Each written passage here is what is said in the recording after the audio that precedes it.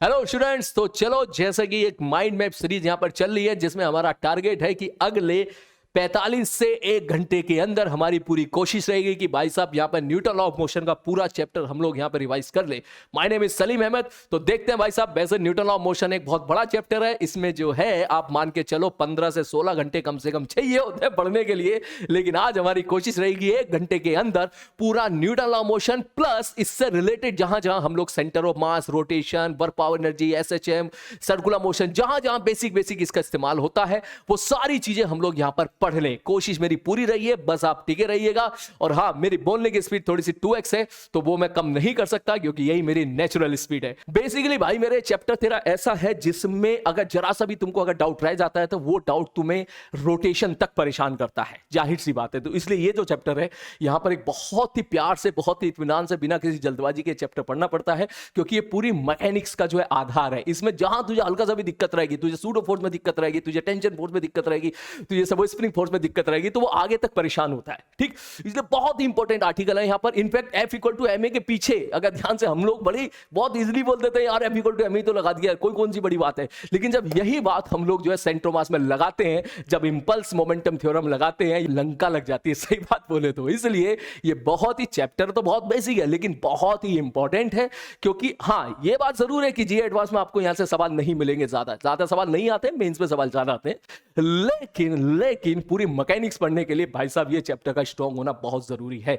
तो मेरे पास ज्यादा वक्त तो है नहीं, ना ही आप लोगों के पास है। 30 मिनट का स्लॉट है अपने पास 30 मिनट में पूरा रिवीजन करते हैं। तो आइए शुरू करते हैं। तो जैसे हम लोगों ने देखा था भाई साहब न्यूटन लॉ ऑफ मोशन यहां से समझ में आया कि न्यूटन ने 3 लॉ दिए थे। मैं जल्दी से क्विक रिवीजन करा दे रहा हूं। सबसे पहले उसने दिया था first law, second law, third law. First law में उसने बोला था कि भाई साहब कोई बॉडी अगर रेस्ट पर है तो रेस्ट पर रहना चाहिए, कोई बॉडी अगर स्ट्रेट लाइन मोशन में किसी कांस्टेंट वेलोसिटी के साथ मूव कर रही है तो कांस्टेंट वेलोसिटी के साथ मूव करता रहना चाहिए। कब तक? जब तक उस पर कोई एक्सटर्नल फोर्स ना लगे। सेकंड लॉ पे हम लोग गए थे तो सेकंड लॉ पे बोला था भाई साहब, वैसे तो सेकंड लॉ हम लोग किसी पार्टिकल के लिए पढ़ते हैं अभी के लिए, क्योंकि हम जो चैप्टर स्टार्टिंग में पढ़ते हैं सीक्वेंस वाइज वो हम वहां पे पार्टिकल मान के चलते हैं। जब सेंटर ऑफ मास स्टार्ट हो जाता है तब पूरी बॉडी के बारे में बात करते हैं कि भाई साहब रॉड है, डिस्क है, क्या है।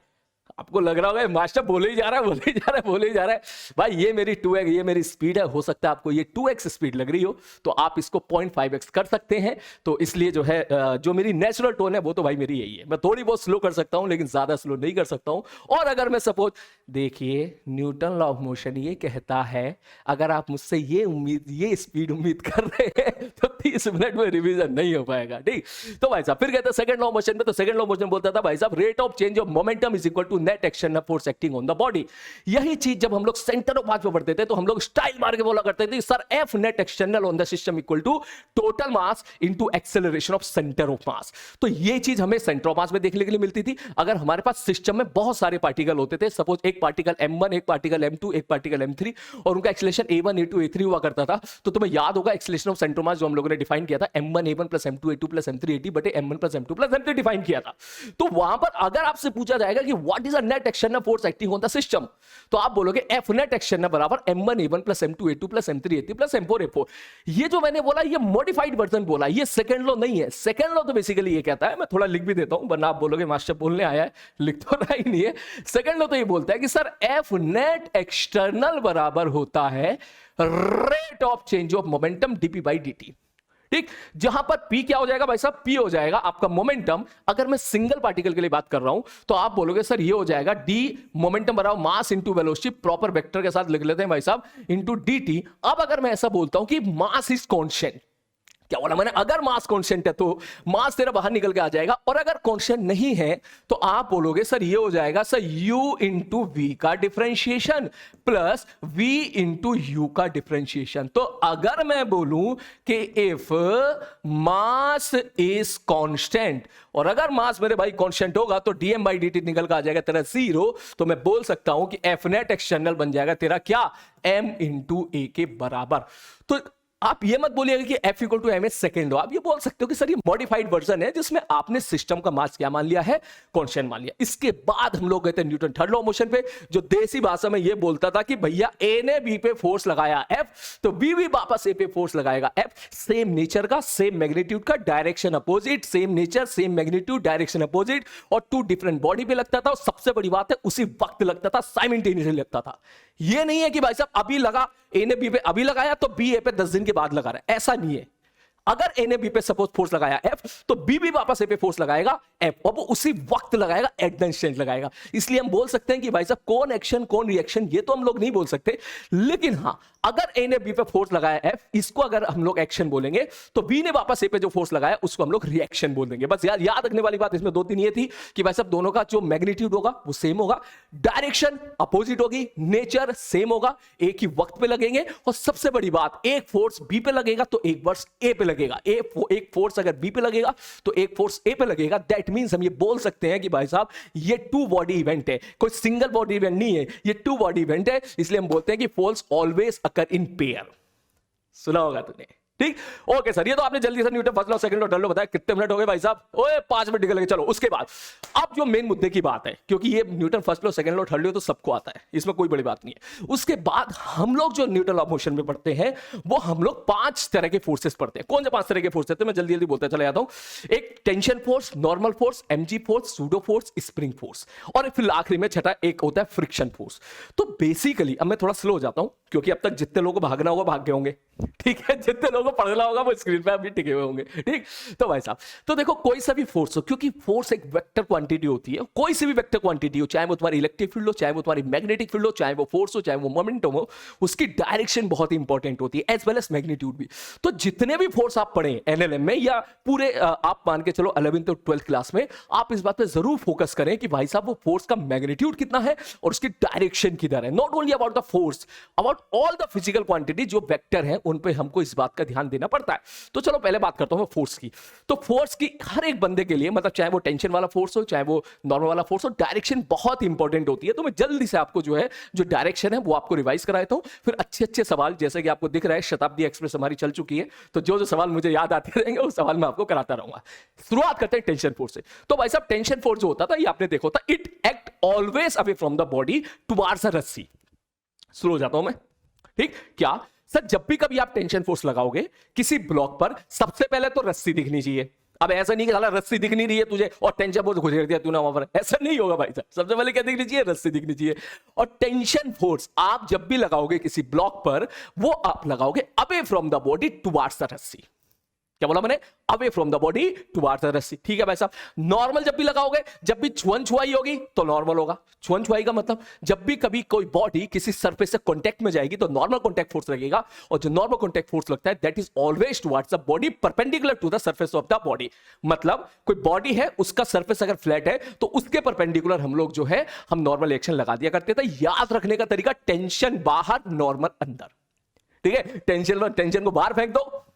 अब अगला सेंटेंस मैं नहीं बोलूंगा नॉर्मल के बारे में, लेकिन आप समझ जाओ मैं क्या कहना चाह रहा हूं, कि टेंशन को बाहर फेंक दो और normal is towards the body. ये तुम्हारा टेंशन खत्म, ये तुम्हारा नॉर्मल खत्म। इसके बाद हम लोग पढ़ते थे एमजी फोर्स, जो कि ग्रेविटेशनल फोर्स है। 9th क्लास में आपने पढ़ा होगा कि भाई साहब एमजी फोर्स जो कायदे में लगता है वो लगता है towards the centre of the earth, लेकिन हम बात कर रहे हैं पॉइंट मास के लिए। तो भैया मैं बोलूं, देख इतनी बड़ी अर्थ है, ठीक है, और मैं कह दूं भैया ये चीटी सा ये मास तूने यहां पे रख दिया है, तो कायदे में एमजी तो तुम इधर ही लगाओगे टुवर्ड्स द सेंटर, लेकिन जब हम यहां पर होते हैं तो हमें सरफेस फ्लैट ही दिखाई देता है। इसलिए हम लोग जो है एमजी फोर्स को अक्सर जो है जो जहां दिखाते हैं वो दिखा देते हैं भैया नीचे की तरफ। हम ये मान के चलते हैं कि भैया वो नीचे जो है हमारा सेंटर ऑफ द अर्थ है, तो एमजी फोर्स को हम नीचे की तरफ दिखा देते हैं। ओके करेक्ट, लेकिन आपको ये पता होना चाहिए कि भैया जो एमजी फोर्स लगता है वो कहां लगता है? वो एमजी फोर्स हमारा लगता है towards the centre of the earth. अब इन्हीं तीनों सवालों से, मतलब नॉर्मल एनर्जी टेंशन से स्टार्टिंग में हमने बहुत सारे सवाल किए थे। अगर हम एनएलएम पे फोकस करें तो शुरुआत में हमने जो क्वेश्चंस थे उनको तोड़ा था इक्विलिब्रियम के सवालों में। क्या कि सर ये इक्विलिब्रियम है, इक्विलिब्रियम का मतलब क्या होता था भाई साहब? जब एनएलएम में हम लोगों ने पढ़ा था कि भाई साहब ट्रांसलेशन इक्विलिब्रियम का मतलब होता था कि net force acting on the body is zero, मतलब ऊपर वाला फोर्स बराबर नीचे वाला फोर्स, और भैया दाएं वाला फोर्स बराबर बाएं वाला फोर्स। तो जब भी कभी ऐसे सवाल आते थे हम तोड़ा ताड़ी कर लिया करते थे, और तोड़ा ताड़ी करने का मतलब कंपोनेंट आप समझ ही रहे हो, ऊपर वाला बराबर नीचे वाला और दाएं वाला बराबर बाएं वाला। जैसे एक छोटा सा एग्जांपल दे, मैं तुझे ऐसे बोलूं भाई साहब कि सपोज यहां पे रस्सी बंधी हुई है, यहां पर एक ब्लॉक है, उसका मास मैंने मान लिया सपोज 8 किलोग्राम है, आगे मैंने फोर्स लगा दिया एफ, और ये एंगल भैया दे दिया मैंने थीटा। ठीक, मैंने बोला भाई साहब ये 8 किलोग्राम वाला जो ब्लॉक है ये रेस्ट पर है, इक्विलिब्रियम पर है, तो बताओ क्या होगा? तुम बोलोगे सर क्या होगा? क्या सर चुपचाप इसकी एफबीडी बना लो, अगर ये इक्विलिब्रियम पर है तो आप इसकी एफबीडी बना लो और तोड़ा ताड़ी करके आप बोल दो ऊपर वाला फोर्स बराबर नीचे वाला फोर्स, दाएं वाला फोर्स बराबर बाएं वाला फोर्स। अगेन मैं आपको कह दूं, ये माइंड मैप सीरीज उन लोगों के लिए नहीं है जो पढ़ने आए हैं। जो पढ़ने आए हैं 30 मिनट में क्या पढ़ेगा यार तुम, ठीक है। ये बेसिकली उन लोगों के लिए है जो है रिवाइज करने आए हो। ऑल्दो टास्क डिफिकल्ट है, लेकिन मुझे पूरा भरोसा है कि 30 नहीं तो 40 मिनट में हम लोग इसको अच्छे से कवर कर लेंगे। तुझे पूरा लेक्चर देखने के बाद तुझे इस बात का जरूर रियलाइज होगा कि हाँ सर, हम लोगों ने पूरे कंसेप्ट को विद इन जल्दी अच्छे से सारी चीजें हम लोगों ने रिवाइज कर ली। तो आजा भैया, तो जब भी कभी इक्विलिब्रियम के सवाल हमको देखने के लिए मिलते थे, हमको कुछ नहीं करना, चुपचाप एफबीडी बनाओ, तोड़ा ताड़ी करो और ऊपर वाला बराबर नीचे वाला, दाएं वाला बराबर बाएं वाला फोर्स को बराबर कर दो। मतलब अगर इसके एफबीडी बनाऊंगा भैया, नीचे फोर्स लग रहा होगा mg जिसकी वैल्यू हो जाएगी 80, और मैंने बोल दिया भैया इस तरफ फोर्स लग रहा होगा टेंशन। ये तीन फोर्सेस आगे हैं, आपको तोड़ा ताड़ी करनी है। मैं ऐसा बोलूं सर, अगर ये एंगल थीटा तो ये एंगल भी थीटा, दैट मींस ऊपर की तरफ फोर्स लगेगा t cos थीटा और इस तरफ फोर्स लगेगा मेरे भाई t sin थीटा।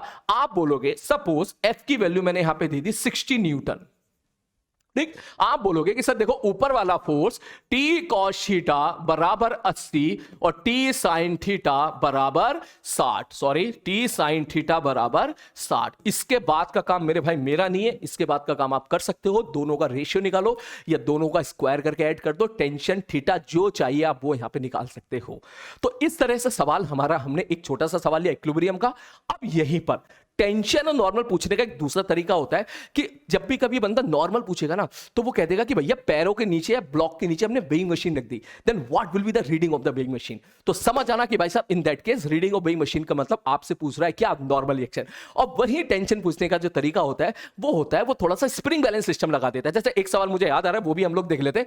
मैं तुझे बोलूं भैया ये इंक्लाइन प्लेन है, ये एंगल है 37 और ये एंगल है 53, ठीक है। इस इंक्लाइन प्लेन के बीच में उसने सपोज यहां पर एक स्फीयर को फिक्स कर दिया।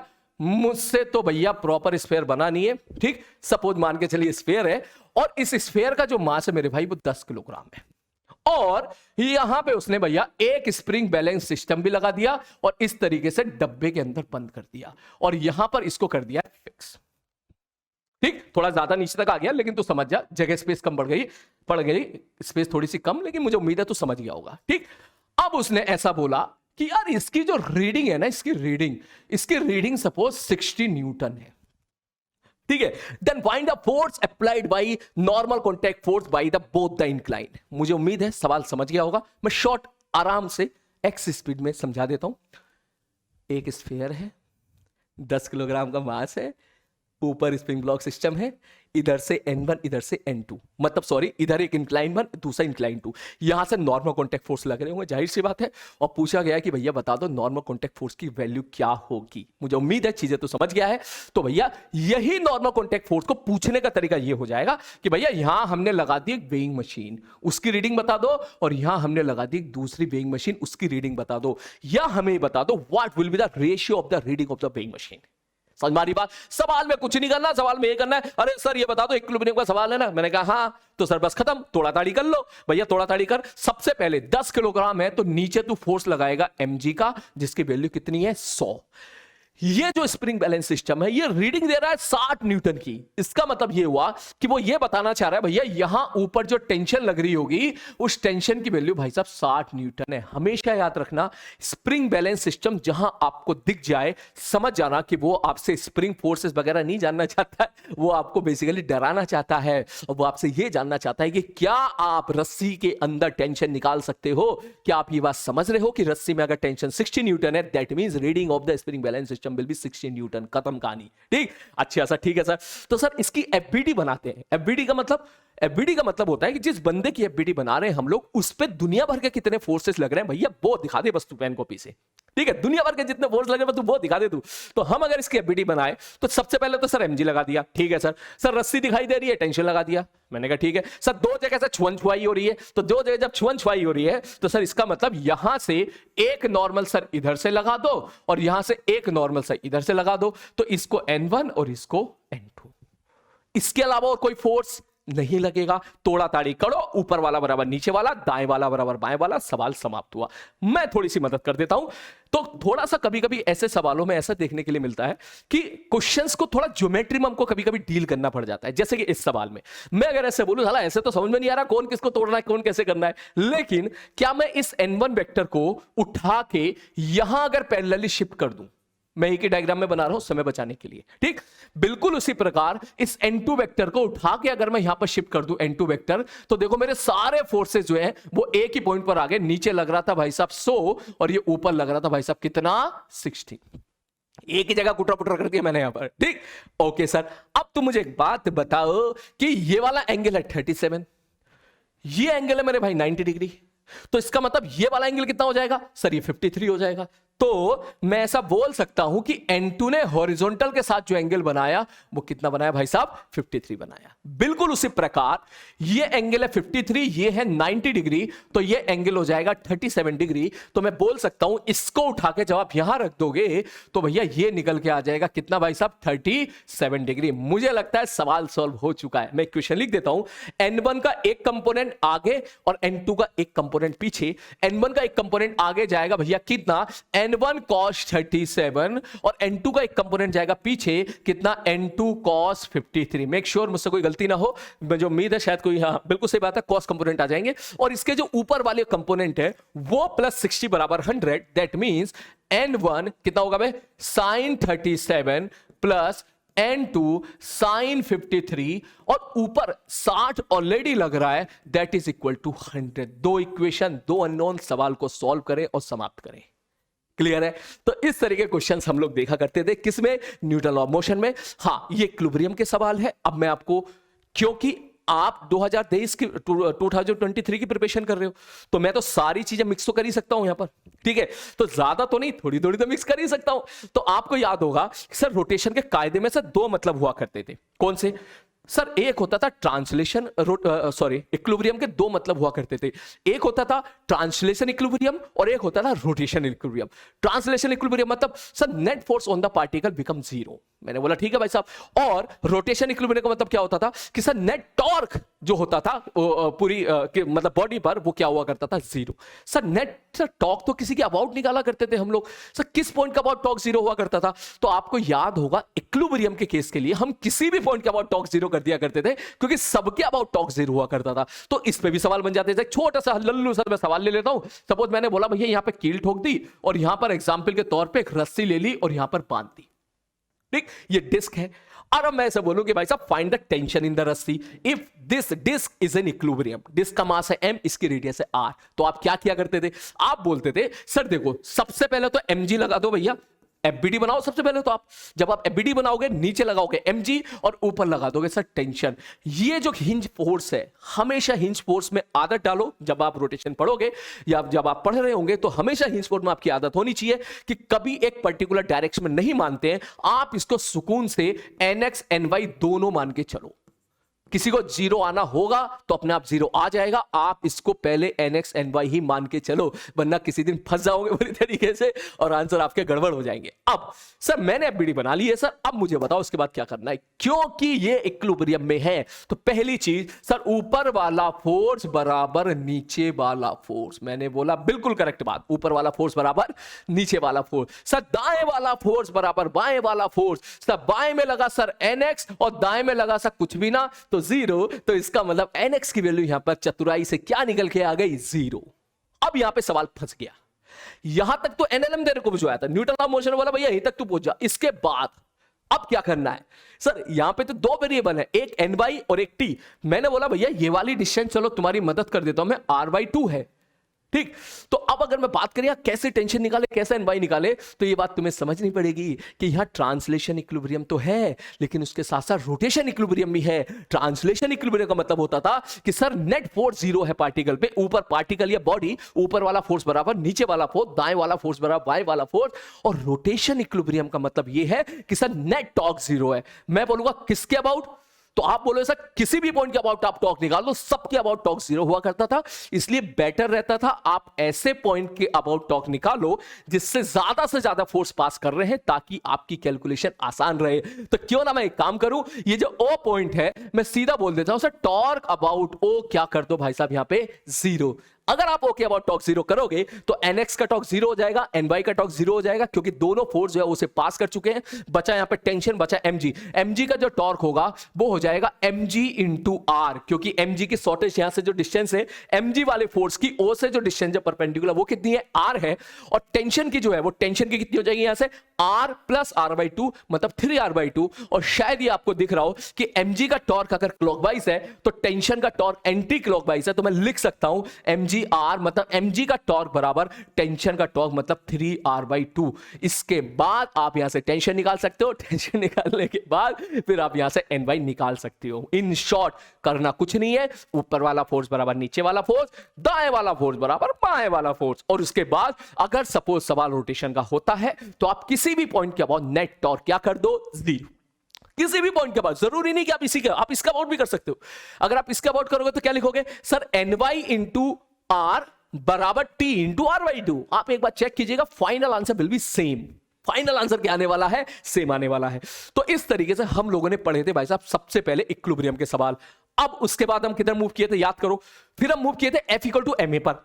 ठीक, मतलब पार्टिकल जो था एक्सेलरेटेड था, उस पर अलग अलग तरह के फोर्स लग रहे थे।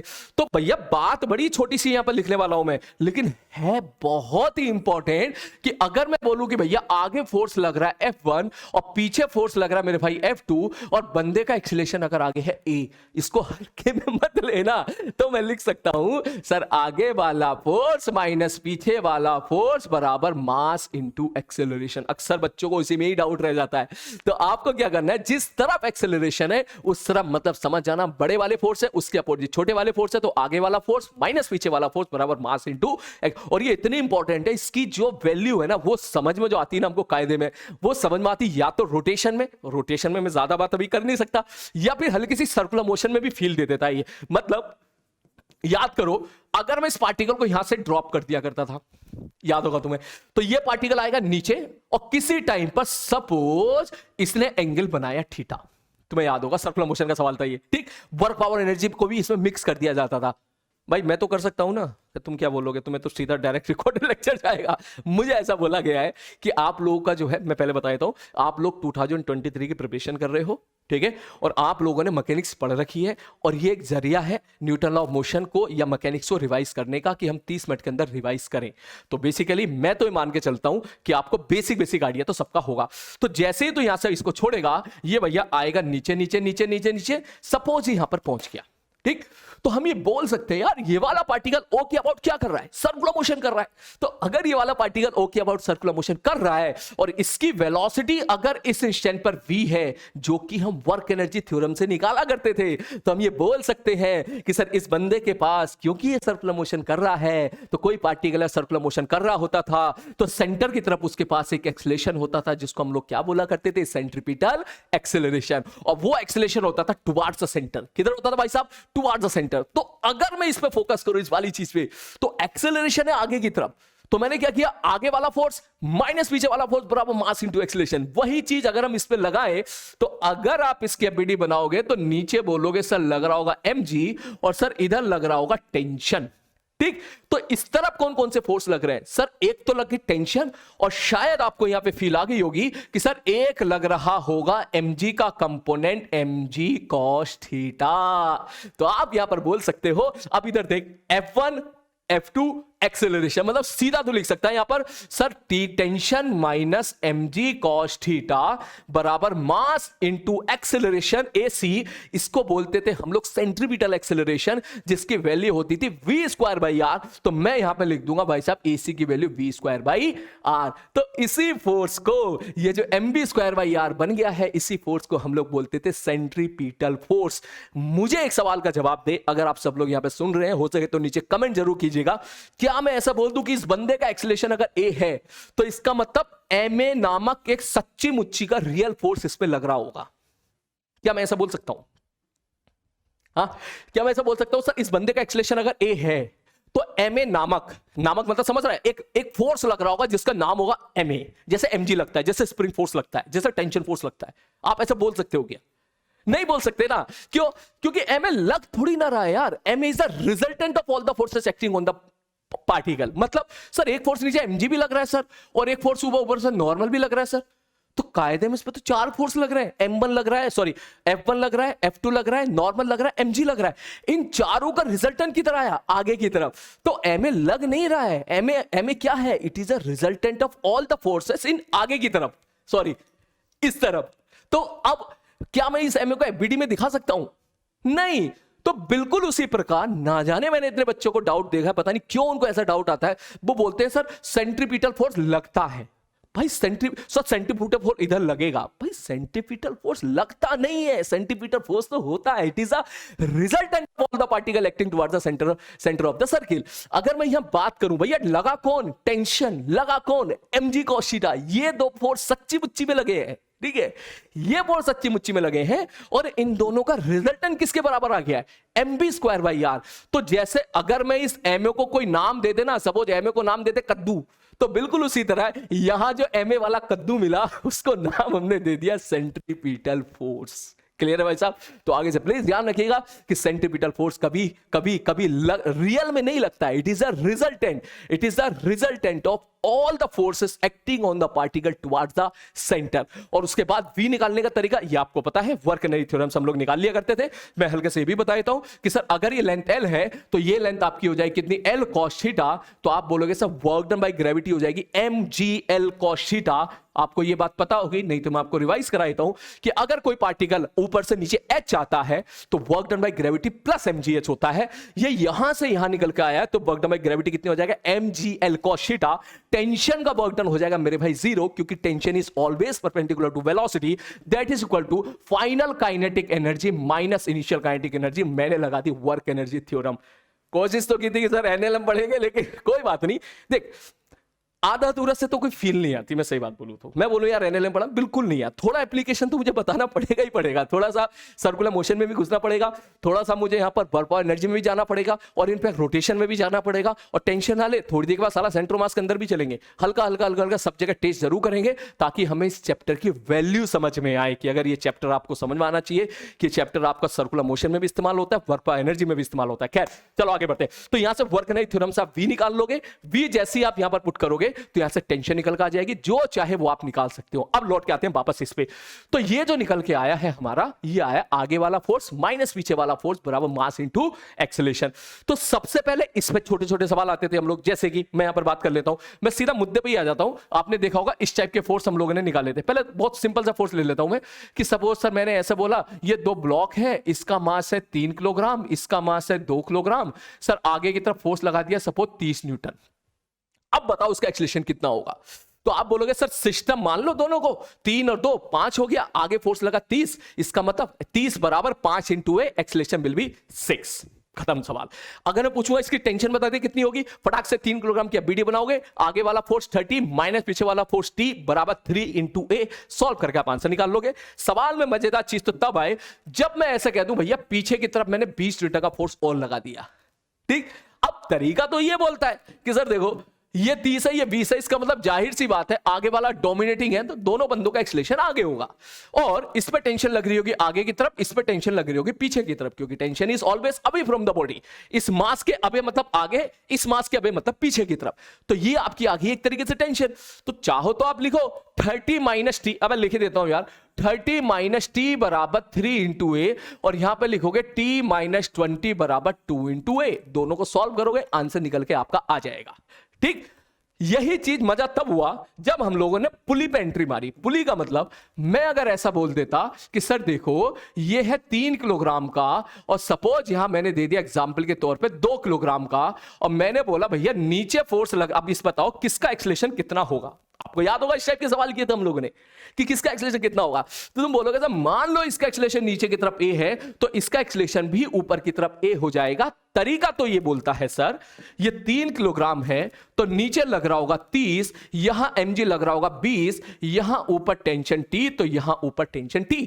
इसके लिए आप इक्वेशन लिखोगे 30 माइनस टी बराबर 3 इंटू ए, और इसके लिए इक्वेशन लिखोगे t माइनस 20 बराबर 2 इंटू ए। दोनों को सॉल्व कर लोगे, आंसर निकाल लोगे।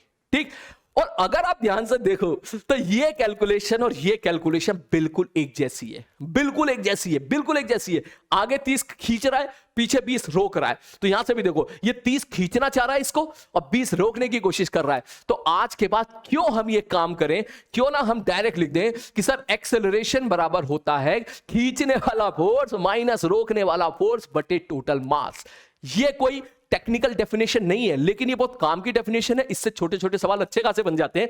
जैसे मैं बोलूं सर खींचने वाला फोर्स यहां पर है 30, रोकने वाला फोर्स सर यहां पर है 20 बटे टोटल मास जो कि यहां पर है 3 + 2। सॉल्व करोगे तो निकल के कितना आ जाएगा, 10/5 बराबर 2 मीटर पर सेकेंड स्क्वायर। खत्म सवाल। ठीक, तो ये एक शॉर्ट ट्रिक कह सकते हो जो कि आपको याद होनी चाहिए, बहुत इंपॉर्टेंट है। मैं यहां पर लिख देता हूं, अगर आप तमीज से सॉल्व करोगे तो ये आएगा m2g माइनस m1g बटे m1 प्लस m2। और अगर आपको याद हो तो यही सवाल जब रोटेशन का बन जाता है तो पुली का मोमेंट ऑफ इनर्शिया, पुली का मास, पुली की रेडियस, ये सारी चीजें गिवन होती थी। तो कुछ नहीं होता था, बस वहां पर नीचे एक टर्म और आज ऐड हो जाता था, I/r² का। समझ में आ रही है? ये एक बार अपने नोट्स कंप्लीट नोट्स एक बार रोटेशन के देखना, तो वहां पर ये सवाल और यही पैटर्न होता था, यही सेम। वरना वहां पे भी हम लोग सॉल्व कर सकते हैं, उसके थोड़े से लंबे मेथड थे, लेकिन शॉर्टकट तरीका में बस यहां पर एक टर्म और ऐड हो जाता था, I/r², जहां I होता था moment of inertia of the disc और R होता था उसकी रेडियस। खैर, रोटेशन पे नहीं चलते मेरे भाई, अभी हम केवल इसके बारे में बात करते हैं। तो इस पे देख और भर भर के सवाल कैसे बनेंगे, मैं जल्दी जल्दी कर रहा हूं, फटाक से देखना ध्यान से। सर देखो, मान के चलो एक मास यहां पर है, एक मास यहां पर है, एक मास यहां पर है। सर इसका मास है 20 किलोग्राम, इसका मास है 10 किलोग्राम, इसका मास है 5 किलोग्राम। बताओ भैया किसका एक्सेलरेशन कितना होगा? तो मैं बोलूं भैया मान ले इसका एक्सेलरेशन नीचे की तरफ ए है। शॉर्टकट तरीका लगाना है आपको। क्या सब 20 किलोग्राम है तो सर खींचने वाला फोर्स तो हो गया सर 200, और इधर टोटल लटका हुआ कितना है 15 किलोग्राम, तो रोकने वाला फोर्स नीचे है 150। मैं सीधी बात लिखूंगा सर खींचने वाला फोर्स माइनस रोकने वाला फोर्स बटे टोटल मास। Total mass 20 × 10 + 5। हर बंदे का एक्सेलरेशन सेम होगा। आपको यहां पे टेंशन चाहिए, इसकी एबीडी बनाओ, टेंशन निकाल लो। यहां पे टेंशन चाहिए, इसकी एबीडी बनाओ, टेंशन निकाल लो। इसी सवाल को और तरीके से देख, हो सकता है सवाल तुझे इस फॉर्म में दे दिया जाए कि भाई साहब कह दे भैया ये है 10 किलोग्राम और ये सब ये भी 10 किलोग्राम, बता दो इस बंदे का एक्सेलरेशन कितना होगा। छोटा सा सवाल है। तू बोलेगा सर देखो, आप सीधी बात बोल सकते हो, नीचे फोर्स लग रहा होगा mg, तो एक्सेलरेशन विल बी खींचने वाला फोर्स माइनस रोकने वाला फोर्स बटे टोटल मास। खींचने वाला तो सर 100 है, सब पीछे रोकने वाला कोई नहीं है। अगर मैं कह देता हूं यहां पर म्यू की वैल्यू 0 है तो इसका मतलब यहां पे रोकने वाला कोई नहीं है। तो सीधी बात बोलेगा सर खींचने वाला फोर्स नीचे हो गया 100, रोकने वाला हो गया 0 बटे टोटल मास। टोटल मास हो जाएगा 10 + 10, तो ये निकल के आ जाएगा एक्सेलरेशन वैल्यू कितनी निकल के आ जाएगी मेरे भाई 5। मतलब सर इसका एक्सेलरेशन अगर नीचे की तरफ 5 होगा तो इसका एक्सेलरेशन सर आगे की तरफ 5 हो जाएगा। बात समझ में आ रही है? तो यहां पर एक सवाल और बन जाता है कि what will be the acceleration of centre of मास। घबरा मत, क्या बोला मैंने, what will be the acceleration of centre of mass. तो बोलेगा सर इसका एक्सेलरेशन पता चल गया 5, उसका एक्सेलरेशन पता चल गया 5, प्रॉपर डायरेक्शन के साथ चलना है सर। सर मैं लिखूंगा 10 × 5 i cap minus 10 × 5 j cap बटे 10 + 10। मतलब मैंने फॉर्मूला लगा दिया, कौन सा वाला? मैंने फॉर्मूला लगा दिया भाई साहब कि sir acceleration of centre of मास बराबर होता है m1a1 + m2a2 + m3a3 बटे m1 + m2 + m3। ये देख, इसका तो और मजेदार सवाल हो जाएगा। अगर मैं यहां तुझसे पूछूं कि what will B acceleration of centre of मास, ठीक, ध्यान से देखना। तो तू बोलेगा, इसको मिटा देता हूं थोड़ा सा, मैं यहां पे जगह कम कर लेता हूं। तू बोलेगा कि सर देखो, अगर आपको चाहिए acceleration of centre of mass तो मैं लिखूंगा m1a1 + m2a2 बटे m1 + m2। मैंने यहां पे रस्सी बस्सी बांध दी है ताकि आप टेंशन ना लो, और इसको मैंने थोड़ी देर के लिए मिटा दिया है। ठीक, तो सर ये बताओ इसका मास 2 किलोग्राम, एक्सेलरेशन ऊपर कितना 2, तो मैं लिखूंगा 2 × 2, ऊपर कितना पॉजिटिव मान लिया। ठीक, इसके बारे में बात करेगा, इसका मास कितना है सर 3 किलोग्राम, इसका एक्सेलरेशन नीचे की तरफ कितना है सर 2 ही है, तो सर -3 × 2 बटे 2 + 3। मतलब सब मतलब ये हो गया 4 - 6 4 -6 बटे 5। भाई साहब एक्सेलरेशन ऑफ सेंटर ऑफ मास निकल के कितना आ गया -2 बटे 5। बात समझ में आ रही है? ओके तो अगर मैं ऐसा बोलूं कि यार ये तो एक्सेलरेशन सेंटर पास -2/5 आया है, मुझे तो आप ये बता दो कि what will be the F net external. ठीक, तो आपको यह चीज जो है पता होनी चाहिए कि मैं ऐसा लिख सकता हूं कि एफ नेट एक्सटर्नल बराबर होता है M1A1 plus M2A2 plus M3A3 plus M4A4। यह भी एक तरीके का न्यूटन सेकेंड लॉ मोशन का मॉडिफाइड वर्जन है जो आपको याद रखना है। जहां पर M1 होता है, जहां पर M1 होता है, सॉरी M1 मास एक बॉडी का होता है, A1 होता है उसका एक्सेलरेशन, A2 होता है जो है M2 का एक्सेलरेशन। तो उसी प्रकार बॉडी में जितने बंदे हो सबके मास को उसके एक्सेलरेशन से मल्टीप्लाई कर दे, सबको जोड़ देगा तो नेट एक्सटर्नल फोर्स आ जाता है। तो उसी प्रकार अगर मैं तुझसे यहां नेट एक्सटर्नल फोर्स पूछूंगा तो तू मुझे बोलेगा कि सर देखो मैं यहां पे बोल सकता हूं इस पे मास कितना है सर 2 किलोग्राम, तो इसका मतलब नेट एक्सटर्नल फोर्स हो जाएगा M1 इंटू A1। A1 कितना भाई साहब 2। क्लियर है? ठीक है सर ऊपर की तरफ। और इस पे क्या लिखोगे sir plus M2 into A2। Acceleration कितना है सर -2, तो -2 निकल के आ गया।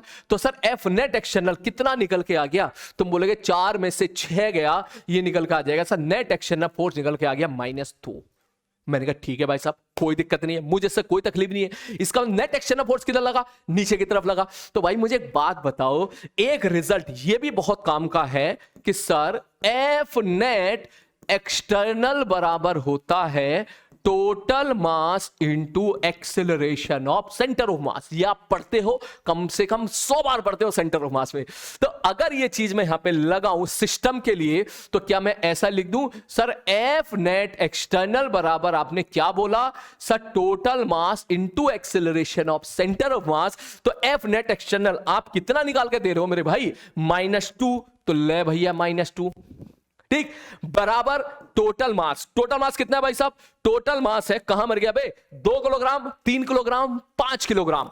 तो इसका मतलब 5 kilogram into acceleration of centre mass जो कि कितना आ गया है -2/5। चेक करके देख 5 से 5 कैंसिल आउट हो गया, -2 बराबर -2 आ गया। दैट मींस हम जो भी पढ़ रहे हैं बिल्कुल मस्त तरीके से पढ़ रहे हैं। समझ में आ रही है? अच्छा ये लगे आप ये भी बता दे, अगर मैं यहां पे तुमसे टेंशन पूछता, टेंशन, तो आप बोलते कि सर देखो एक्सेलरेशन तो 2 आ गया यहां पर, जैसे ही एक्सेलरेशन के वैल्यू 2 पुट करते तो यहां पे 2 दूनी 4, टेंशन बराबर निकल के आ जाता 24। टेंशन बराबर कितना निकल के आ जाता 24। मतलब टी टी, ठीक टी टी, तो आपको याद होगा यहां पे टेंशन कितनी होती थी सर 2T होती थी।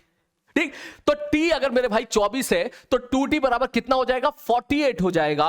तो अगर मैंने इतने को सिस्टम मान लिया तो जल्दी से बताओ नीचे की तरफ टोटल mg कितना लग रहा होगा सर 3 किलोग्राम और 2 किलोग्राम बराबर 5 किलोग्राम का मतलब नीचे लग रहा होगा 50 न्यूटन का। और ऊपर टेंशन के जो 2T फोर्स आया वो कितना है 48। तो पूरे सिस्टम पर नीचे लगा 50, ऊपर लगा 48। तो इसका मतलब नेट फोर्स कितना आया? नेट फोर्स आया नीचे की तरफ 2। तो हम भी तो यही कह रहे हैं थोड़ी देर पहले, एक तरीका नहीं ना जाने कितने कितने तरीके से हम लोग यहां पे निकाल चुके हैं।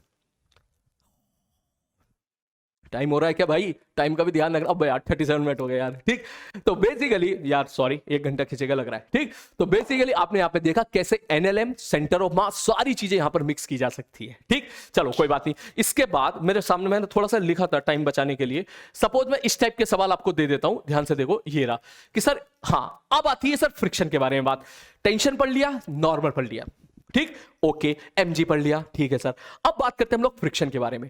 तो फ्रिक्शन बेसिकली 2 प्रकार का होता है, एक होता है काइनेटिक फ्रिक्शन, एक होता है स्टैटिक फ्रिक्शन। काइनेटिक फ्रिक्शन की जो वैल्यू होती है वो कांस्टेंट होती है, वो होती है म्यू के इनटू नॉर्मल रिएक्शन। और जो स्टैटिक फ्रिक्शन होता है उसकी वैल्यू वेरिएबल होती है, वो केस डिपेंडेंट होती है, उसकी वैल्यू कभी म्यू एस इंटू mg नहीं होती, कभी म्यूएस इंटू एन हम हमेशा नहीं बोलते, वो उसकी मैक्सिमम बोलती है, मैक्सिमम वैल्यू होती है। अगर कोई आपसे पूछेगा स्टैटिक फ्रिक्शन की वैल्यू बता दो कितनी होगी, तो गलती से कभी मैं म्यूएस इंटू एन मत बोलना। उनसे बोला भाई सवाल समझाओ, सिचुएशन बताओ, तब हम बताएंगे वहां पर क्या सिचुएशन है। तो आइए 2-3 सवाल में यहां से भी देख लेते हैं। अगर मैं आपसे पूछूं भैया यहां एक्सेलरेशन बता दो कितना होगा, तो आप बोलोगे सर खींचने वाला फोर्स है 100, रोकने वाला फोर्स 0, टोटल मास है 40, खत्म सवाल। वही अगर मैं आपसे पूछूं कि भैया यहां बता दो एक्सेलरेशन कितना होगा, तो जब भी कभी आपको फ्रिक्शन दे दे, आपको कुछ नहीं करना है, आपको सबसे पहले स्टैटिक फ्रिक्शन की या फ्रिक्शन की मैक्सिमम वैल्यू निकाल लो पहले। अगर आप फ्रिक्शन की मैक्सिमम वैल्यू यहां पे निकालोगे तो ये कितना हो जाएगा 0.2 इंटू 300, तो 0.2 इंटू 300 का मतलब समझ जाओ, मुझे लग रहा है ये निकल के आ जाएगा 60। ठीक है सर, इसका मतलब इफेक्टिवली 60 न्यूटन का फोर्स लगाओगे तो ये मूव करेगा। अब चेक करके बताओ तुमने लगाया कितना है। सर नीचे तो हमने लगा दिया 100 और पीछे हमने कुछ भी नहीं लगाया है। पीछे जो लग रहा होगा वो लग रहा होगा फ्रिक्शन। तो हमेशा याद रखना, जब भी कभी फ्रिक्शन के सवालों को सॉल्व करना हो, पहले दिमाग से फ्रिक्शन को निकाल लो, देख इफेक्टिवली कितनी वैल्यू तूने लगाई है। मैं बहुत बढ़िया बात बता रहा हूं, चाहे तो उसको कहीं खोपचे में लिख लेना तू। सबसे पहले आप देखो कि आपने कायदे में इफेक्टिवली कितनी वैल्यू लगाई है फोर्स की, दिमाग से फ्रिक्शन को पहले निकाल दो और उसको मूव कराने के लिए कितनी चाहिए फिर वो देख, और फिर वहां से डिसीजन ले कि मूव करेगा या नहीं करेगा। जैसे इस सवाल में फ्रिक्शन को भूल जाऊं तो भाई 100 लगाया है और इसको मूव कराने के लिए कितना चाहिए 60, तो भैया 16, इसका मतलब मूव करेगा। तो मूव करेगा तो फ्रिक्शन लग जाएगा भाई साहब पीछे की तरफ और फ्रिक्शन लगेगा काइनेटिक, जिसकी वैल्यू कितनी हो जाएगी भाई साहब 60। अब तो सवाल यहां पर लिख देगा सर एक्सीलरेशन बराबर खींचने वाला फोर्स माइनस रोकने वाला फोर्स बटे टोटल मास। वही सेम सवाल में अगर मैंने पीछे की तरफ 150 किलोग्राम नहीं मेरे भाई, पीछे की तरफ मैंने 150 न्यूटन का फोर्स और लगा दिया, मैंने कहा अब करके दिखा, तो तुम फिर से वही मेरा सेंटेंस याद करो जो मैंने थोड़ी देर पहले बोला। क्या? दिमाग से फ्रिक्शन को निकाल दो, दिमाग से फ्रिक्शन को पूरी तरह निकाल दो। वो देखो नीचे फोर्स लग रहा है भाई साहब 100 और पीछे की तरफ फोर्स लग रहा है 150। इसका मतलब इफेक्टिवली आपने कितना फोर्स लगाया है। आप बोलोगे 150 इधर 100 इधर, 150 खींचना चाह रहा है 100 उसको रोकना चाह रहा है, इसका मतलब इफेक्टिवली आपने 50 लगाया है। और मूव करने के लिए कितना चाहिए था 60, तो इसका मतलब तुम्हें देखते ही पता चल गया कि ये मूव नहीं करेगा। इसका मतलब इसका एक्सीलरेशन क्या हो जाएगा 0 हो जाएगा।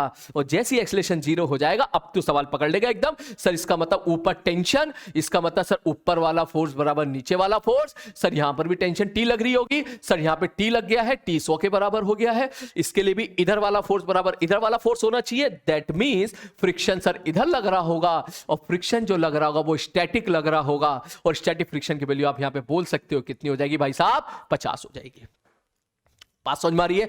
तो इस टाइप से हम लोग फ्रिक्शन में क्वेश्चन देखा करते थे। मैंने एनएलएमओ फ्रिक्शन को यहां पे मिक्स कर दिया है। कभी कभी कुछ सवाल ऐसे भी आते थे कि सर किसी इंक्लाइन प्लेन से मैंने इसको यहां से छोड़ दिया तो इसके नीचे जो एक्सीलरेशन होगा उसका कितना एक्सीलरेशन होगा।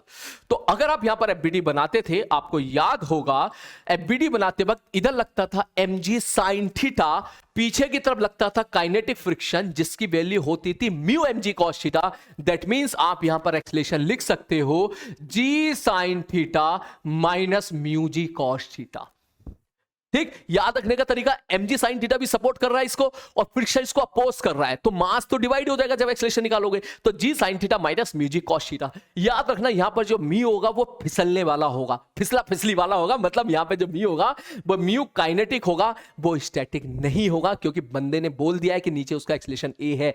बिल्कुल उसी प्रकार अगर मैं ऐसा बोलता कि कब सपोज किसी बॉडी को ऊपर की तरफ वेलोसिटी दे दी, ऊपर की तरफ वेलोसिटी दे दी, मैंने कहा अब बता इसका एक्सीलरेशन कितना होगा, तो तुम बोलोगे कि सर देखो इस तरफ फोर्स लग रहा होगा mg sin थीटा और नीचे की तरफ ही लग रहा होगा फ्रिक्शन। कभी फ्रिक्शन की डायरेक्शन में अगर कंफ्यूजन हो तो आप ये समझ लो, मान लो फ्रिक्शन नहीं है तो बंदा जिधर जाता उसके अपोजिट उस पर फ्रिक्शन लगा दो। बेसिकली फ्रिक्शन का काम होता है रिलेटिव मोशन को रोकना।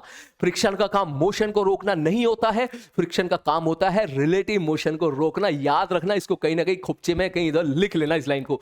तो अब अगर मैं आपसे पूछूं इसका एक्सीलरेशन बता दो किधर कितना होगा, तुम बोलो सब वेलोसिटी आगे की तरफ है, ये दोनों फोर्स पीछे की तरफ है, तो एक्सीलरेशन पीछे की तरफ हो जाएगा this plus this by m। That means आप यहां पे लिख सकते हो g sin theta plus mu g cos theta.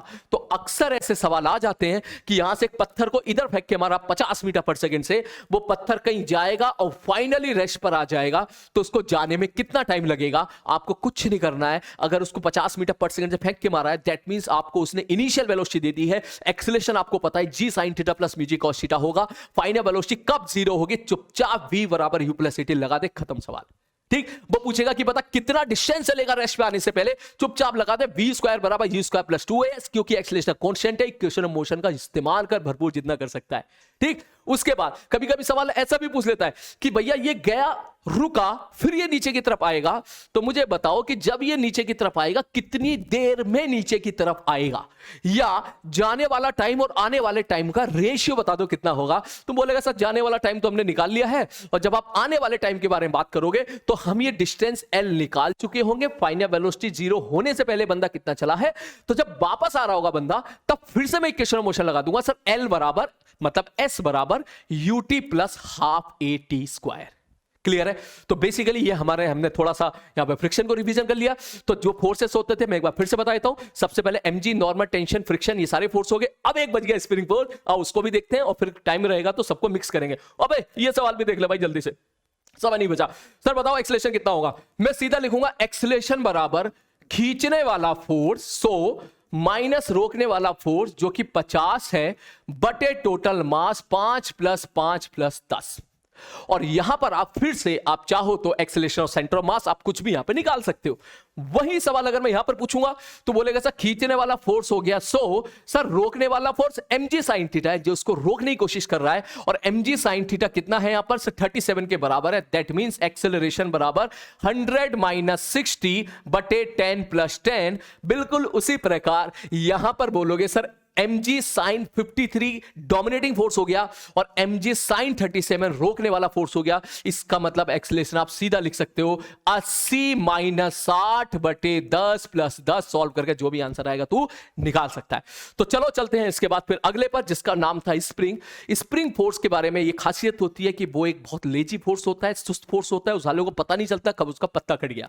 ठीक, तो पहले मैं स्प्रिंग फोर्स के बारे में बता देता हूं कि एफ स्प्रिंग फोर्स जो होता है वो मेरे भाई वो होता है -k × x, जहां पर F होता है स्प्रिंग फोर्स, K होता है स्प्रिंग कांस्टेंट और X होता है आपने उसको नेचुरल लेंथ से कितना खींचा या कितना दबाया। अगर आप स्प्रिंग को दबाओगे, X दबाओगे तो पीछे की तरफ kx फोर्स लगेगा, और स्प्रिंग को पकड़ के खींच लोगे तो वो आगे की तरफ means towards the natural length वो फोर्स लगाएगा, जिसका मैग्नीट्यूड कितना होगा? k × x। इसमें छोटे छोटे सवाल आते हैं कि भैया बोल दिया भैया यहां पर एक मास है, यहां पर सपोज ऐसे इसका मास m है, तो बताओ स्प्रिंग फोर्स कितना होगा यहां पर? आप बोलोगे सर मास m है तो ये इक्विलिब्रियम पर है, अगर तो नीचे वाला फोर्स बराबर ऊपर वाला फोर्स। इसका मतलब यहां पर एफ स्प्रिंग जो हो जाएगा वो किसके बराबर हो जाएगा भाई साहब? mg के बराबर हो जाएगा। कुछ सवाल ऐसे भी आते थे सर नीचे काम और किया, इसके पास नीचे ना 3m मास और लटका दिया, अब बताओ कितना होगा? तो अब क्या होता था, ये जो एफ स्प्रिंग होगा आप बोलोगे सर नीचे टोटल मास कितना लटका हुआ है, तुम बोलोगे 4m लटका हुआ है, तो इसका मतलब इस स्प्रिंग ने टोटल मास को इक्विलिब्रियम में रख रखा है। दैट मींस ये 4mg के बराबर हो जाएगा भैया, और ये जो स्प्रिंग फोर्स है ये हमारा 3mg के बराबर हो जाएगा। क्लियर है? ये बिल्कुल रस्सी की तरह से है, बस रस्सी में और इसमें डिफरेंस होता है। जब कटिंग के सवाल आते हैं तो लगे हाथ में कटिंग के सवाल भी कर ले यहीं पर। स्प्रिंग कटिंग के सवाल एज सच इंपॉर्टेंट तो नहीं है, बस 1-2 बार आपके जे एडवांस में आए हैं। स्प्रिंग कटिंग के सवाल में बस इस बात का ध्यान रखना है, स्प्रिंग कटिंग के सवाल का मतलब मैं अगर t = 0 पर इसको काट दूं तो क्या होगा, किस बंदे का कितना एक्सेलरेशन होगा। तो जैसे ही मैं इसको यहां से काटूंगा तब आप बोलोगे सर जस्ट कटने के बाद जो डायग्राम बनेगा ना सब वो डायग्राम हमारा कुछ इस टाइप का बनेगा। ठीक, तो 3m वाला तो फटाक से नीचे गिर जाएगा, तो इसका मतलब इसका एक्सेलरेशन तो नीचे की तरफ जी हो जाएगा। स्प्रिंग फोर्स की एक खासियत होती है कि वो साला हम लोगों की तरह है, जितने हम बॉयज हैं हम लोग की तरह आलसी फोर्स होता है, सुस्त फोर्स होता है। उस साले को पता नहीं चलता है कि उसका पत्ता कट गया है, उसको बाद में जाके पता चलता है भाई ऐसा हो गया है। तो स्प्रिंग फोर्स एक सुस्त आलसी लेजी फोर्स होता है, मतलब इसके कटने से जस्ट पहले जितना ऊपर वाला फोर्स स्प्रिंग फोर्स लग रहा था उतना ही फोर्स अभी भी लगेगा। मैं 10 सेकंड पॉज लेता हूं, मैं एक बार फिर से रिपीट कर रहा हूं। स्प्रिंग फोर्स की एक खासियत होती है कि वो एक सुस्त फोर्स होता है, लेजी फोर्स होता है। ये खासियत क्यों है अभी हमारे पास वक्त नहीं है उसके डिस्कशन का, और ये इंपॉर्टेंट भी नहीं है जी एडवांस के पॉइंट ऑफ व्यू से। आप तो सीधी बात बोलो सर स्प्रिंग फोर्स एक सुस्त आलसी लेजी फोर्स होता है। अगर आप इसको यहां से कट करोगे तो ये वाला फोर्स तो सर सडन चेंज नहीं होता है, ये जितना पहले लग रहा था उतना ही अभी लगेगा। मैं बोलूंगा पहले कितना लग रहा था सर, पहले तो 4mg लग रहा था, और जैसे ही मैंने इसको कट एकदम काटा तो अब कितना लगेगा? तुम बोलोगे सर अभी भी उतना ही लगेगा जितना थोड़ी देर पहले लग रहा था, मतलब 4mg ही लगेगा। और इसका मास मास कितना है m। तो अब अगर मैं तुझसे पूछूं कि इसको कट करने के बाद इसका एक्सेलरेशन बता दे कितना होगा, तुम बोलोगे सर FBD बनाओ और देखो कौन से फोर्स लग रहे हैं। अगर आप इसके FBD बनाओगे तो नीचे फोर्स लग रहा था mg, ऊपर लगेगा स्प्रिंग फोर्स जिसकी वैल्यू कितनी हो जाएगी 4mg। दैट मींस आप बोल सकते हो इसका जो एक्सेलरेशन हो जाएगा वो हो जाएगा ऊपर वाला फोर्स माइनस नीचे वाला फोर्स बटे मास। ऊपर 4mg, नीचे mg, कितना लगा 3mg। 3mg को m से डिवाइड करोगे तो एक्सेलरेशन कितना निकल के आ जाएगा 3g। समाप्त सवाल। ठीक, अब चाहो तो एक सवाल देखते के साथ ही कर लो। आ जाओ एक बार एक सवाल और कर लेते। मैंने बोला इसका मास m है और इसका मास सपोज मैंने बोला 5m है। ठीक, और t इक्वल टू 0 पर इसको कट कर दिया। बताओ इसका एक्सेलरेशन कितना होगा, देखते के साथ ही। तो मन में सॉल्व करो। सर देखो इस स्प्रिंग फोर्स की वैल्यू 5m, सर कटने से पहले 6m थी, सॉरी 6mg थी। क्यों? क्योंकि इसी ने इस मास को एक तरीके से होल्ड करके रखा हुआ था। तो इस स्प्रिंग फोर्स की जो वैल्यू थी वो कितनी थी सर 6mg थी। मैंने परफेक्ट, मैंने कहा अब कटने के बाद बोले सर इसकी आप FBD बना लो m मास की। तो नीचे वाला स्प्रिंग तो कट गया, जो कट गया वो मर गया। ऊपर सर स्प्रिंग फोर्स है, वो कितना फोर्स लगाएगा, वो उतना ही फोर्स लगाएगा जितना थोड़ी देर पहले लगा रहा था। और थोड़ी देर पहले कितना लगा रहा था सर 6mg, तो अभी भी कितना लगाएगा, अभी भी 6mg लगाएगा। और नीचे की तरफ भैया एक इसका खुद का mg हो गया। तुम सीधी बात बोलोगे ऊपर 6mg नीचे mg, डिफरेंस इज 5mg। मास से डिवाइड मार, फटाक से एक्सेलरेशन आ जाएगा ऊपर की तरफ 5g। खत्म सवाल। बात समझ में आ रही है? इसमें और भी सवाल बनते हैं लेकिन हमारे पास अभी उतना वक्त नहीं है। हाँ, एक चीज और याद आई मुझे, स्प्रिंग कटिंग में कुछ जेईई मेंस के पॉइंट ऑफ व्यू से यह सवाल भी इंपॉर्टेंट है कि अगर एक स्प्रिंग है उसकी लेंथ L है और स्प्रिंग कांस्टेंट उसका K है। इसके सपोज मैंने दो टुकड़े कर दिए, एक टुकड़े की लेंथ रखी सपोज मैंने L/3 और दूसरे टुकड़े की लेंथ सपोज मैंने रखी 12/3। तो वो आपसे ये पूछ लेता है कि बता दो इनका स्प्रिंग कांस्टेंट कितना होगा। तो आगे से आप ये चीज हमेशा याद रखना क्योंकि ये रिजल्ट है कि अगर इस स्प्रिंग कांस्टेंट की वैल्यू K1 और इस स्प्रिंग कांस्टेंट की वैल्यू मैं K2 बोल देता हूं तो मटेरियल अगर सेम होता है तो K इंटू L का जो प्रोडक्ट होता है वो सेम होता है। मतलब K इंटू L बराबर K1 इंटू L/3 बराबर K2 इंटू 2L/3। तो यहां से आप K1 K2 निकाल सकते हो। और यहां से आप ये भी देख सकते हो, एक बड़ा ही फेमस सवाल है कि अगर सपोज एक स्प्रिंग के मैंने 3 टुकड़े कर दिए ऐसे, ठीक, इसका स्प्रिंग कांस्टेंट K है, तीनों के इक्वल टुकड़े कर दिए। तो अब बता दो, इक्वल टुकड़े का मतलब ये भी L/3, ये भी L/3, ये भी L/3। तो अब बता दो यहां पर कि भाई साहब कितना स्प्रिंग कांस्टेंट हो जाएगा। तब आप बोलोगे कि सर ये भी हो जाएगा 3K, ये भी हो जाएगा 3K, ये भी हो जाएगा 3K। बाद में करना भैया, अभी थोड़ी देर के बाद करना, ठीक। 3K 3K 3K। तो ऐसे सवाल अक्सर यहां पे पूछे जाते हैं, जेईई मेंस में पूछे जाते हैं, एडवांस में तो नहीं पूछे जाते हैं। अब अगर मैं आपसे बोलता हूं इस पे थोड़ा सा और एडवांस वर्जन पे चलते हैं, क्या कि अगर इन्हीं तीनों फोर्सेस को, अगर इन्हीं तीनों फोर्सेस को, इन्हीं तीनों जो हमारे स्प्रिंग है, इन्हीं तीनों स्प्रिंग को मैंने पैरेलली लगा दिया। सवाल देखो, बड़ा अच्छा सवाल है, ध्यान से देखना। मैं यहां पे लिखा कि भैया एक स्प्रिंग था यहां पर, ये देख ये देख ये देख ये देख ये देख ये देख ये देख ये देख ये देख ये देख ये देख, इसका मास है m। मैंने इस स्प्रिंग के 3 टुकड़े कर दिए जैसे थोड़ी देर पहले किए थे। तो भैया एक टुकड़ा कर दिया, दूसरा टुकड़ा कर दिया और तीसरा टुकड़ा कर दिया, और तीनों टुकड़ों को मैंने ऐसे पैरेलली जोड़ दिया m मास के साथ। अब मैं जानना चाहता हूं यहां पर कि भैया पहले तो एक बात बता दो, इसका स्प्रिंग कांस्टेंट अगर K था तो इसका कितना होगा। आप बोलोगे L/3 L/3 L/3 में तोड़ा है इसलिए ये 3K, ये भी 3K, ये भी 3K हो जाएगा, ठीक। अब तीनों स्प्रिंग किसमें है, पैरेलल में है। तो ये आप लोगों ने पढ़ा होगा, एनएलएम में भी पढ़ा होगा, सिंपल हार्मोनिक मोशन में भी पढ़ा होगा कि अगर 3 स्प्रिंग पैरेलल में होते हैं तो उनका K इक्विवेलेंट होता है सबका सम। मतलब 3K plus 3K plus 3K बराबर कितना हो जाएगा भाई साहब, ये सॉल्व होकर कितना आ जाएगा, अबे चल जा 9K। तो हम ऐसा बोल सकते हैं कि इस स्प्रिंग को हटा के आप 9K लगा दो तो बात एक ही है। तो इसका अगला वर्जन वो तुमसे टाइम पीरियड पूछ लेगा कि सर इसका टाइम पीरियड बता दो कितना होगा सिंपल हार्मोनिक मोशन में। तो टाइम पीरियड सिंपल हार्मोनिक में पूछने का मतलब ये नहीं है कि वो आपसे जानना चाह रहा है कि आपको सिंपल हार्मोनिक मोशन आता है या नहीं आता है। वो कायदे में ये जानना चाहता है कि आपको एनएलएम पता है या नहीं पता है। मैं एक बार रिवाइज करा देता हूं फिर से। अगर 2 स्प्रिंग पैरेलल में होते हैं या 3 स्प्रिंग पैरेलल में होते हैं तो K इक्विवेलेंट होता है K1 plus K2 plus K3। और अगर सीरीज में होते हैं तो 1/k इक्विवेलेंट बराबर 1/k1 plus 1/k2 plus 1/k3।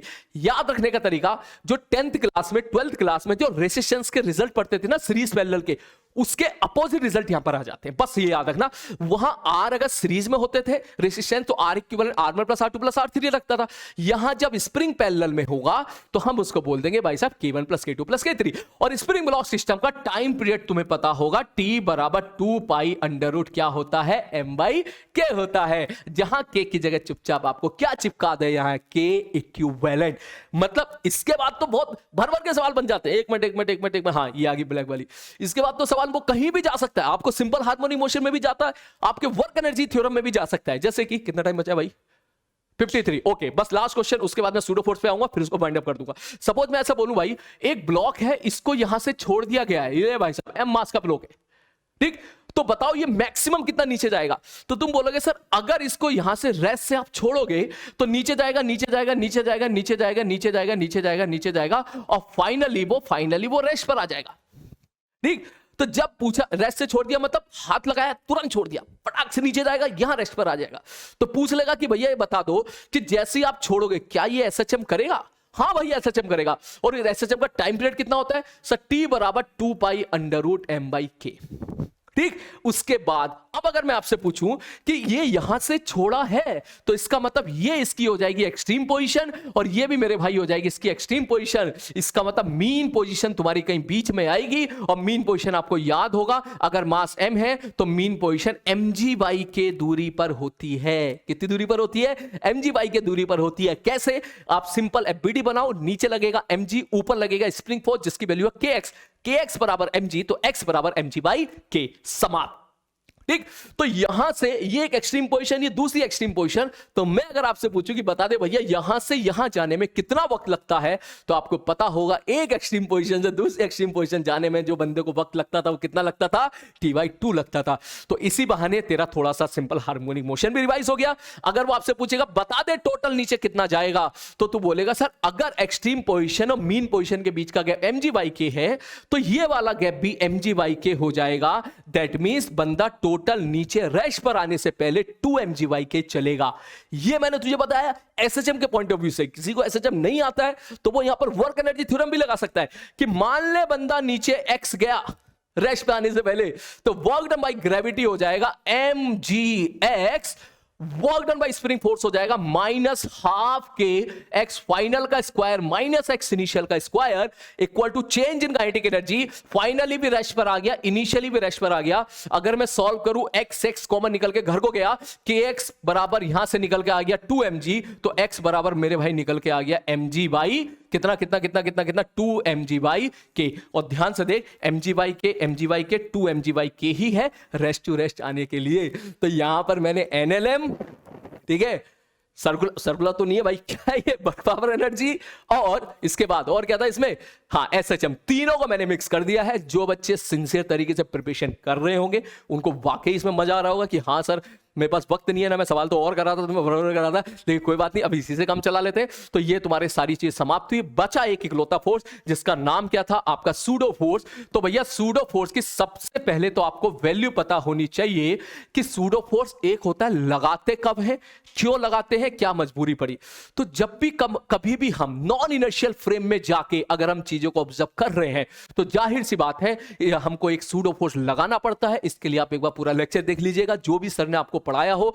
बस आप ये बात याद रखिएगा, देसी भाषा में अगर बोलूं तो जब भी कभी आप किसी चलती हुई गाड़ी, उड़ता हुआ गुब्बारा, ऑल द सूडो फोर्स की शायद एक वीडियो पहले भी मैंने बना रखी है, वहीं पर PW वाला में के चैनल पर आपको मिल जाएगी, आप चाहो तो वहां से भी देख सकते हो। तो मैं एक बार फिर से रिपीट कर देता हूं कि जब भी कभी आप किसी चलती हुई गाड़ी, उड़ता हुआ गुब्बारा, या फिर जो है चलती हुई ट्रेन, या कोई भी एक्सेलरेटेड फ्रेम के अंदर बैठ के आप अगर क्वेश्चन को सॉल्व करना चाहते हो तो आपको मजबूरी में एक सूडो फोर्स लगाना पड़ता है। सूडो मतलब सच्ची मुच्ची का नहीं है, झूठ मूठ का फोर्स है, जबरदस्ती लगाना पड़ रहा है उसको, जिसकी वैल्यू होती है mass of block into acceleration of आदमी, और उसकी डायरेक्शन होती है आदमी के एक्सेलरेशन के नेगेटिव में। इसी को स्टाइल मार के ऐसे भी लिख देते हैं, mass of block into acceleration of non inertial frame.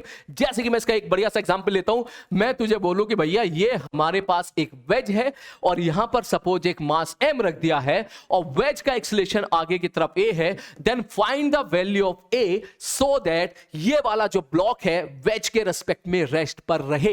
तो तू एक बात बोलेगा कि सर ये वाला ब्लॉक इसके रेस्पेक्ट में रेस्ट पर रहे, तो क्या ये सवाल मैं सॉल्व कर सकता हूं ग्राउंड के रेस्पेक्ट में? बिल्कुल कर सकता है, बिल्कुल कर सकता है। ग्राउंड के रेस्पेक्ट में बीडी बना, तोड़ा ताड़ी कर, आगे वाले जितने फोर्सेस हैं उनको m इंटू ए के बराबर कर देना, तेरा आंसर निकल कर आ जाएगा जो भी तू जानना चाहता है। लेकिन सूडो फोर्स से कैसे करें? तो मैं ऐसा बोलूं कि सर अगर मैं यहां जाके बैठ जाऊं इस वेज के ऊपर, ठीक, तो ये जो ब्लॉक इसके रेस्पेक्ट में तो रेस्ट पर है, आपने बोल दिया, तो इसका मतलब जब इसके रेस्पेक्ट में रेस्ट पर है तो मुझे ये रुका हुआ दिखाई देगा, और अगर मुझे रुका हुआ दिखाई देगा तो सवाल मेरे लिए इक्विलिब्रियम का बन जाएगा, और इक्विलिब्रियम के सवाल are easier than F equal to ma के सवाल। तो फिर इसलिए हमने काम किया, जैसे ही हम यहां जाके बैठे, बस बैठने से पहले भैया पीछे दे दे सूडो फोर्स। मैं बोलता हूं इसको ताड़ने का किराया। तो भैया चुपचाप पहले तो ताड़ने का किराया दे दे, सूडो फोर्स दे दे। सूडो फोर्स की वैल्यू होती है, इसका मास सपोज मैं 2m ले लेता हूं, कंफ्यूज मत होना, आदमी का मास में 3m दे देता हूं, ठीक है। सूडो फोर्स की वैल्यू क्या m इंटू ए लिखेंगे या 2m इंटू ए लिखेंगे या 3m इंटू ए लिखेंगे? तब आप बोलोगे सर सूडो फोर्स की वैल्यू हो जाएगी sir mass of block into acceleration of आदमी। जैसे ही तूने यहां पे सूडो फोर्स दे दिया, मतलब तू रिलैक्स हो जा, निश्चिंत हो जा। अब तुझे जो भी कैलकुलेशन तू करेगा वो बिल्कुल सही जाएगी, गलत नहीं होगी। अब तू बोल एबीडी बना ले, सर इधर लग रहा है mg cos थीटा, इधर लग रहा है सर नॉर्मल, और सर इधर लगेगा सर mg sin थीटा, इधर लगेगा सर mg cos थीटा, इधर लगेगा सर नॉर्मल। अब क्योंकि इसको ये रुका हुआ दिखाई दे रहा है तो तू बोलेगा सर इक्विलिब्रियम का सवाल है, कर लो तोड़ा ताड़ी। तो अगर अपन यहां पे तोड़ा ताड़ी करें तो ये अगर एंगल थीटा है तो ma अगर इधर लग रहा है तो पीछे की तरफ ये एंगल थीटा हो जाएगा, और इधर लगेगा ma cos थीटा और इधर लगेगा ma sin थीटा। तो भाई साहब मुद्दे की बात है, इस ब्लॉक के लिए ये बंदा बोलेगा इधर जाने वाला फोर्स बराबर उधर जाने वाला force, that means mg sin theta बराबर ma cos थीटा, a बराबर निकल के आ जाएगा तेरा क्या g tan थीटा। खत्म सवाल। बात समझ में आ रही है? तो इस तरह से सूडो फोर्स का कंसेप्ट हम यूज करते हैं। जी इफेक्टिव में भी बहुत अच्छा यूज होता है इसका। थोड़ा 2 मिनट और ले लेता हूं मैं, कि अगर मैं ऐसा बोलूं कि यार पूरी की पूरी लिफ्ट सपोज ऊपर की तरफ जा रही है 2 मीटर पर सेकेंड स्क्वायर के एक्सीलरेशन से, और यहां पे मैंने मास रख दिया 10 किलोग्राम का, मैं नॉर्मल रिएक्शन जानना चाहता हूं, तो फिर मैं एक काम करूं कि क्यों ना मैं अंदर जाके बैठ जाऊं, और अंदर जाके जैसे ही बैठोगे नीचे mg के साथ साथ आप नीचे एक सूडो फोर्स ma भी लगा दोगे, तो mg और ma का रिजल्टेंट मतलब ग्रेविटेशनल फोर्स और सूडो फोर्स का जो रिजल्टेंट होता है, इसको मैंने लिख दिया m इंटू जी इफेक्टिव। मतलब जी इफेक्टिव निकल के आ गया g प्लस a बराबर 12। मतलब आप ऐसी दुनिया में आ गए जहां जी की वैल्यू मेरे भाई 10 नहीं है, जी की वैल्यू यहां पर कितनी है? 12 है। अब आज के बाद फिर क्यों ना इसको एज ए रिजल्ट ही हम याद रख लेते हैं कि सर ऊपर का एक्सेलरेशन अगर किसी लिफ्ट का ए है और हम इसके अंदर जाके बैठेंगे तो हम ऐसी दुनिया में आ गए जहां जी की वैल्यू जी प्लस ए है। मतलब इसके अंदर जाके बैठ जा और सॉल्व कर बिंदास, जहां जहां जी चमके वहां वहां जी की वैल्यू 10 मत रखना, जी प्लस ए पुट कर देना। और अगर इसका एक्सेलरेशन नीचे होता तो जी माइनस ए पुट करना होता। यार टाइम मेरे हिसाब से हो गया है, मुझे तो बोलो 40-45 मिनट बोला गया था, 1 घंटा हो गया है। मजा तो मुझे आ रहा था, शायद मैं इसमें और सवाल कर रहा था, लेकिन ठीक है अभी के लिए इतना काफी है। जहां तक मुझे लग रहा है 1 घंटे के इफेक्टिव टाइम में आपने न्यूटन लॉ ऑफ मोशन का पूरा रिवीजन कर लिया, आपने एक तरीके स्प्रिंग फोर्स के बारे में पढ़ लिया, स्प्रिंग कटिंग भी पढ़ लिया, हम लोगों ने F इक्वल टू ma भी लगाना सीख लिया, रोटेशन में भी टॉर्क लगा देखना सीख लिया हल्का सा, इक्विलिब्रियम के सवाल भी देख लिए, और जो है वर्क पावर एनर्जी भी देख लिया, हम लोगों ने हल्का फुल्का SHM का तड़का भी दे लिया, और मुझे लग रहा है कि पूरी मैकेनिक्स का जो डोज था, सेंटरोमास भी देख लिया भाई साहब, पूरी मैकेनिक्स का हल्का फुल्का डोज हमने ले लिया है। हो सकता है आप में से काफी बच्चों को ये बाउंसर निकला हो, जिन लोगों का बेसिक कमजोर है हो सकता है उनको बाउंसर निकला हो। तो मेरे भाई 3-4 महीने के बाद अभी तुम्हारा पेपर है, इसलिए बहुत अच्छे तरीके से पढ़ो। मैंने अभी तक कोई भी ऐसी हाई फाई लेवल की बात डिस्कस बिल्कुल नहीं की है, हाई फाई लेवल की बात हम लोग बाद में करेंगे जब जेईई मेंस का पेपर आप दे लोगे। इसलिए अगर किसी को बाउंसर निकला है तो सिंसियर तरीके से पढ़ो, अभी भी वक्त है, अभी भी वक्त है। जैसे आपके सर लोग आपको मोटिवेट कर रहे हैं, जैसे आपके सर लोग आपको जो चीज समझा रहे हैं, आप ब्लाइंडली चुपचाप वही फॉलो करते चलो और सिंसियरली मेहनत करो। और जिन लोगों को भाई साहब समझ में आया हो तो चलो मिलेंगे अगली बार किसी दूसरे चैप्टर के साथ, फिर से वो कहते हैं भसड़ मचाएंगे, फिर से एक चैप्टर से लेकर घुस जाएंगे, क्योंकि फिजिक्स का मजा तो मेरे भाई यही है कि चैप्टर एक लो, जहां मन करे वहां पर घुस जाओ। ऑल दो मेरा थोड़ा बोलने का स्पीड 2x का है, थोड़ी अल्फाज ऊपर नीचे हो गई हो, जस्ट इग्नोर देम। कोई कैलकुलेशन मिस्टेक हो गई हो, जस्ट इग्नोर देम। मिलते हैं जल्दी ही, टेक केयर।